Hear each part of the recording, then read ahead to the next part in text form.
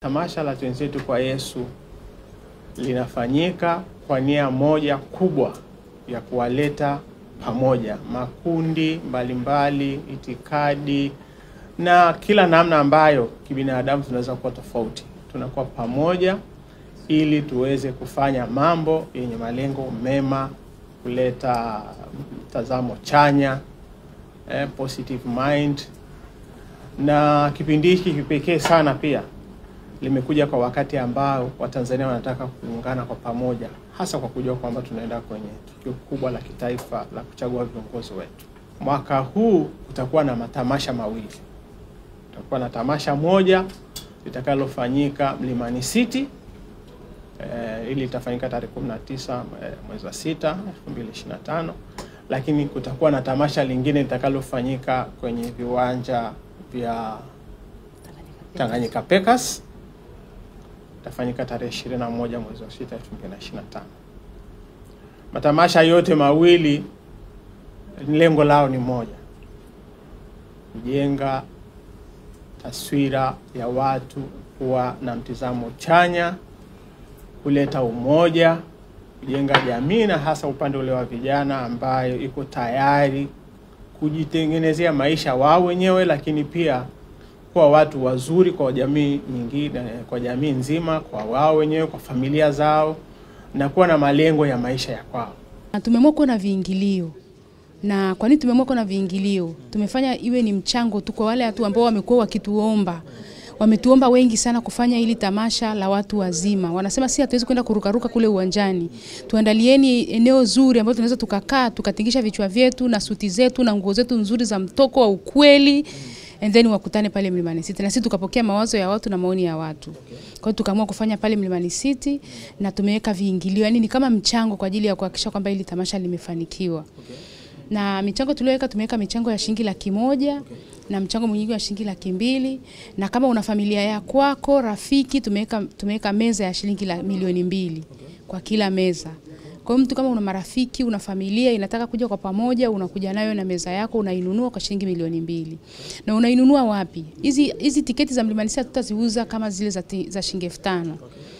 Tutaziuza mtandaoni kwa kutumia app ya Nilipe.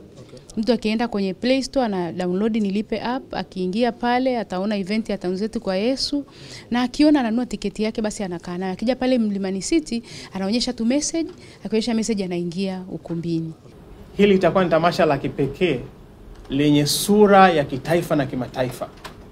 Hatujawahi kufanya kwa namna hiyo. Tumeshawahi kuwa na wageni mbalimbali walioshiriki kwenye tamasha kutoka nje ya nchi, lakini mwaka huu tunaleta pia professionals, yani watu ambao ni wabobezi katika maeneo ya matamasha ya kimataifa watashirikiana na sisi.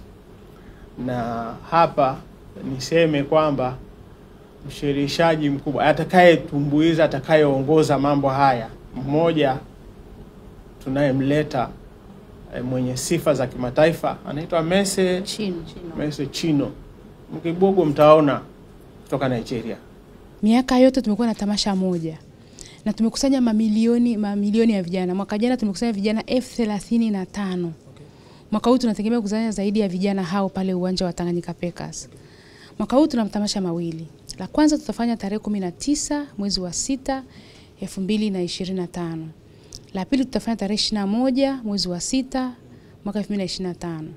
La kwanza tutafanya Mlimani City, na pale tumeamua kuwa na executive people, au nikasema tunaita ni Twenzetu kwa Yesu corporate event, ambayo tunasema tunawaingiza watu wa rika lote. Tunaalika kila mtu ambaye ana uwezo wa kufika pale Mlimani City.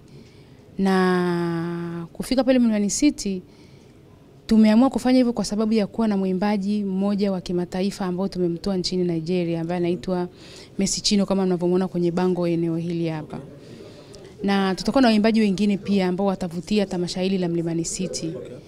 Na tutakuwa na kina Joel Waga, tutakuwa na kina Rema Simfukwe, tutakuwa na Neema Gospel na wengine wengi ambao tutakuwa nao pale Mlimani City, lakini hao nimewataja kwa uchache tu.